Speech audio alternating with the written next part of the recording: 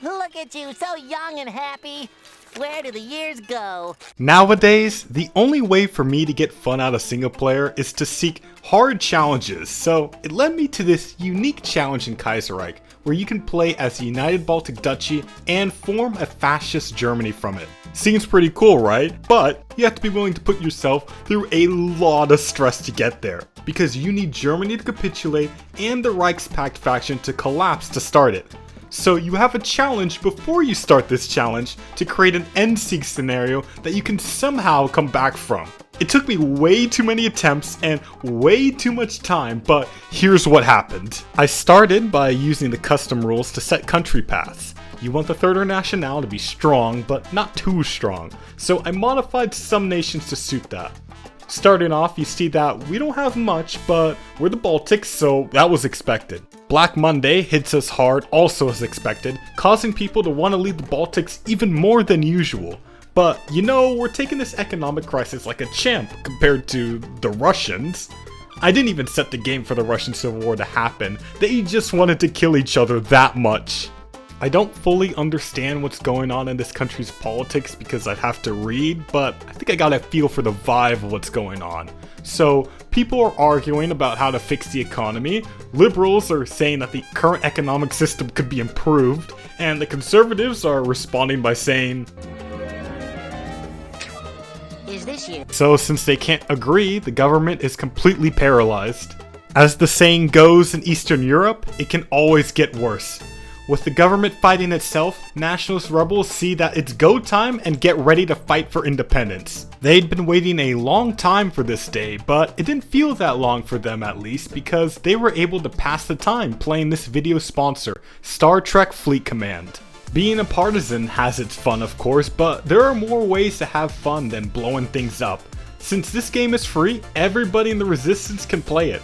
Here, you can make a fleet and crew to do missions in the Star Trek universe. A lot of cool ships to do that in, crewed by some of the most recognizable names in the franchise. The space, shockingly, has a lot of space for players to explore, so they can make their own stories to tell around the campfire. You can also meet those players in the game to work with to further your own goals, or you can have fun and just blow them up.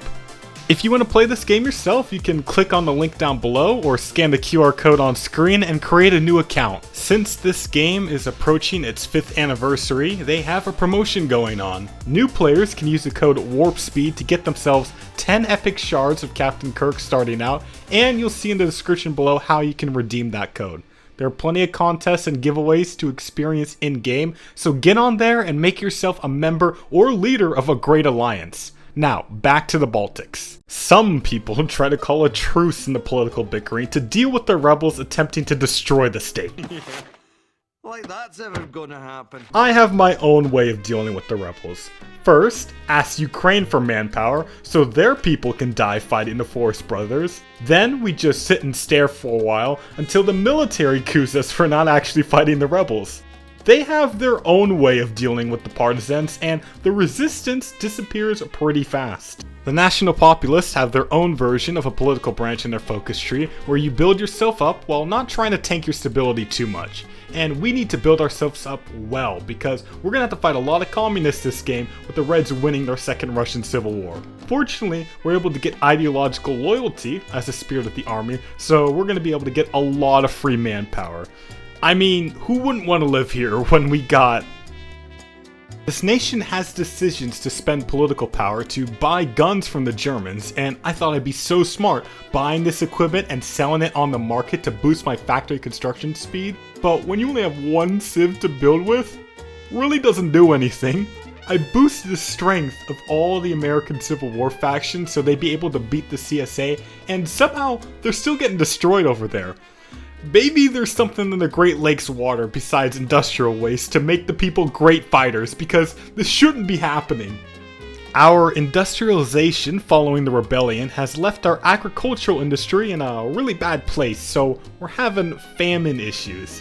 We have to prioritize the important people in our society, and as for everyone else, well, the Reds win in Spain and Italy, as I set them to, and in America, the CSA is actually being focused on by the other factions. Everything is going according to plan, but then a year later, I see that Long somehow died, so Canadian intervention is my only hope to stop the CSA. Gotta be careful what you wish for in HOI4 though, because while Canada did declare on the CSA, they also declared on the Pacific States too, and I know they ain't winning a fight against nearly all of America. In order to do what I'm trying to do, I'm gonna need some tanks, and despite my small industry, I can produce light tanks that are super cheap and have really high soft attack. My first opportunity to test them comes when Ukraine decides Germany is cringe and they want to leave. I mainly have 2 green light tank divisions, but the Ukrainians don't even know tanks were a thing, so they had no counter to me. They basically finished their training by just running over Ukrainian soldiers. We were the first to liberate Kiev, but the stupid Austrians stole the credit. It's funny how the socialist Ukraine is getting crushed by us reactionary powers, and the socialist Russia is just sitting there like...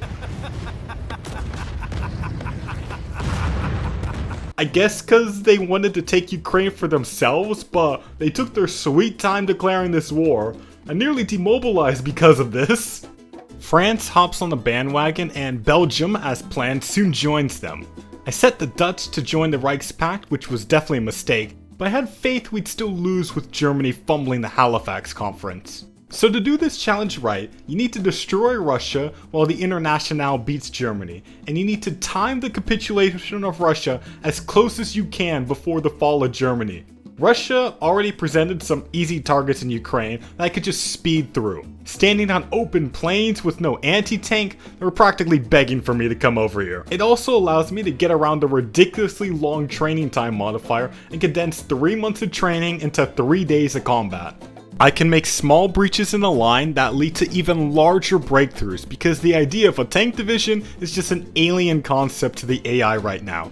In 3 months, it took these 4 light tanks to make Russia go from owning half of Ukraine to losing 90% of their gains and minus 1 million men. Action wasn't just happening in the east. The Reds had taken over the Netherlands, and in America, the last pockets of Canadian resistance were swept up. I felt like I had to go fast, so even though it was the middle of winter, I told my tanks to move forward. Once another pocket was made, we spent the rest of winter cleaning it up. I took it easy for a while to get more strength and also not wanting to kill Russia too fast, and when I got more tanks later on, I told them to just drive to Moscow. But unfortunately, there aren't any gas stations near the city, so they were basically useless. The infantry was able to get the job done at least, but while I was flying through the Russian lines in the west, things were going at a Dragon Ball Z pace. I had the Eastern Front on my back this game, basically making every major offensive on the front. Sadly, I'm not getting all the credit for it since Austria has been kill stealing a lot with the pockets I create.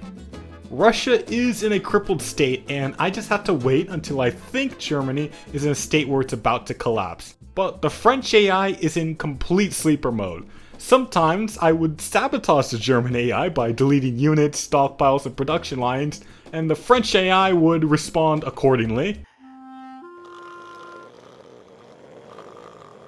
After many months of this, the AI pushed Germany into a place I felt comfortable they would be able to collapse them quickly. So I finally went in for the kill on Russia. I ended up with a very sizable amount of Russia now and just had to sit back and watch Germany fall for the next phase of the challenge to kick in. Still took the AI a long time to do it, but at least it happened. Belarus took the opportunity to switch sides and thought they'd be safe, but they forgot I was out there. Still needed the faction to completely collapse though, so I couldn't do anything until Austria was past 80% surrender progress. And after some shepherding, they eventually did get to that point, triggering the event. Now, it was finally time to game. To reform Germany, we have to own the German state, so I have to take them in a peace deal to click this decision. We have some decisions to help us out a bit to get to that position, but now I can finally stop holding back and unleash my army on the Third Internationale. Made a great opening move to liberate East Prussia, and while successful, I realized I had my priorities completely wrong. First, maybe I shouldn't be splitting up my tank army so they could get more easily overwhelmed, and second, probably should try to save the largest nation resisting the Internationale right now, since having to face all the hundreds of divisions they're tying down would be kinda a bummer. So, I'm in Endsieg mode, and I gotta destroy the Red forces occupying a lot of Austria. Every little pocket helps them, but I think they really appreciate me more for retaking the city of Prague for them. Vienna could also use some breathing room, so I give them some. The Austrian people were definitely thankful for what we were doing. They were in awe every time they saw somebody from the Baltics around. In September, we had our greatest success yet against the Reds. We liberated Silesia and killed an entire Red army, costing them over 300,000 men.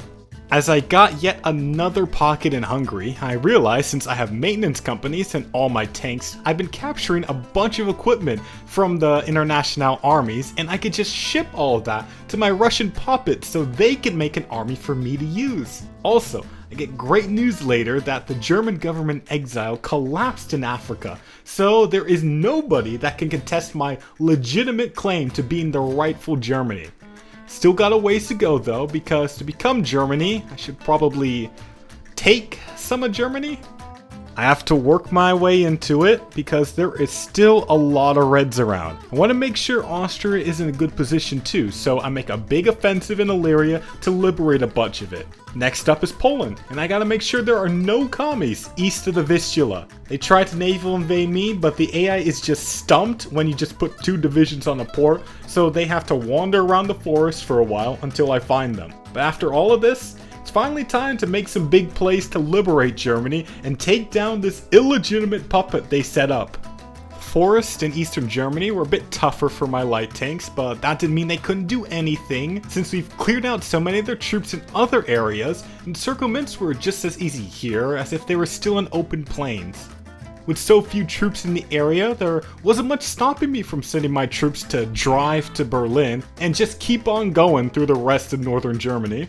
Despite me doing a bunch of work, Austria was reaping the benefits by occupying the German land, and there was no way for me to get it from them. Just really wasn't sitting right with me that Austria can sit on my rightful land using what should be my resources and industry while I have to go on all adult serve. This next offensive was going to be a death blow on the phony German state by liberating the Rhineland. It's a good thing their lines are getting super thin at this point because the AI is just learning how to build proper tanks and mechanized divisions, and my tanks don't do so good against those. With the West liberated, the German state capitulated, and I got to finally have my own German territory for like 10 seconds. I wanted to separate France from the remaining forces in Germany by pushing up the Rhine, and when I reached Switzerland, I realized, why should I focus on freeing Germany when I could just go for the kill on France? You can definitely see that the French were not ready for this attack. Not into temptation, but deliver us. They had nothing left behind their lines to stop my tanks, and they could freely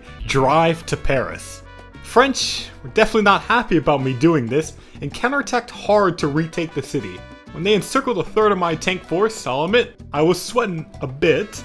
I could not afford to lose all those divisions, so I made my tanks go as fast as they could to relieve Paris. We didn't save everybody, but it could have been a lot worse.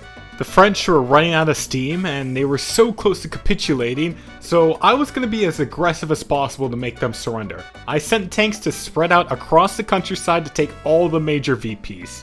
Wasn't exactly clean since I lost some more tanks, but eventually I took enough in the north that the country was ready to call it quits. It was good timing that I did it then, because Austria elsewhere was falling apart without me to carry their sorry army, so now I could just clean up some of the remaining trash around Western Europe.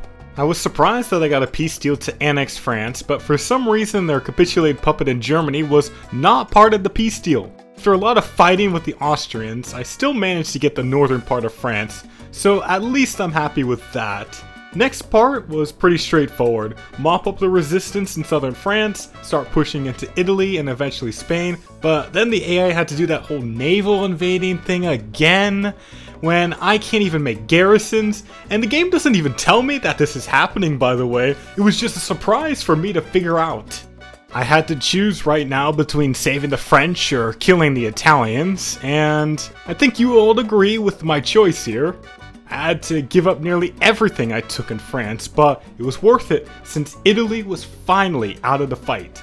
The Third Internationale needed to be kicked out of France, and at the beginning, it was super easy because they didn't have that many troops. And as I pushed in more, I kind of realized I don't have many troops either.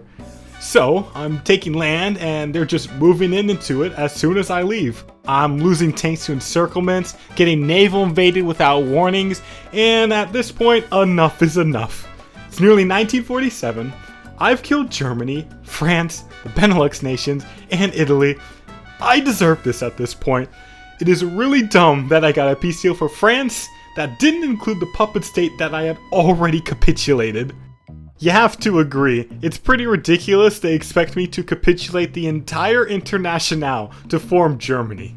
And I'm lucky that the CSA decided to go America first in this game, or I would have had to been so cooked by the Americans. So, I annexed the German puppet through the console so I can click the decision to form New Germany. I get a small little focus tree branch unlocked, now giving me really powerful industrial and army bonuses along with war goals on everyone around me. But more importantly, I now have great manpower and industry. Some familiar names reappear too that I can use as advisors and generals.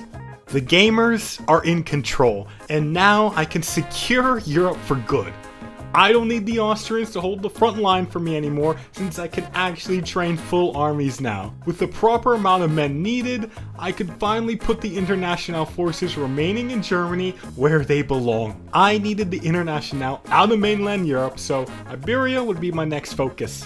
It's crazy how much easier the game becomes when you have enough units to hold a front line.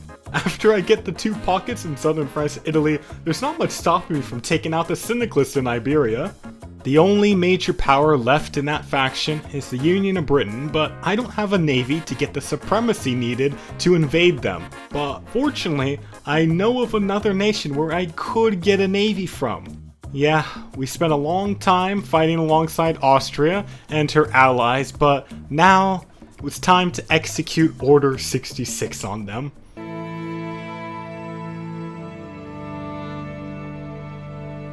With the Austrian fleet secured, I could get the supremacy needed to land in the Union of Britain, which barely had any British people left to defend itself. I really don't know how I was supposed to get to this point without being able to form Germany beforehand. This challenge really needs to be reworked so that you can form Germany after capping France. After that though, it was just tying up loose ends so that everyone who should be a part of Germany is a part of Germany. It took me a long time to get to this point, and I'm not proud of the time I spent on this campaign, but hopefully you were at least entertained seeing how I was suffering and wasting my time. Thanks again to Star Trek Fleet Command for sponsoring this video. Remember, you can check out the game in the description down below. I actually recently posted another video of me suffering in RimWorld with a hard to start, so check that out if you're interested. But thank you to my alumni on Patreon funding these videos so I can at least cope that these challenges aren't all for nothing. Seriously though, I really do enjoy making content like this, so if you could support me on Patreon, I'd greatly appreciate it. I really want to do a lot on YouTube and have a lot of ideas I want to try soon. And hope to see you all again next video where I will also be suffering a lot.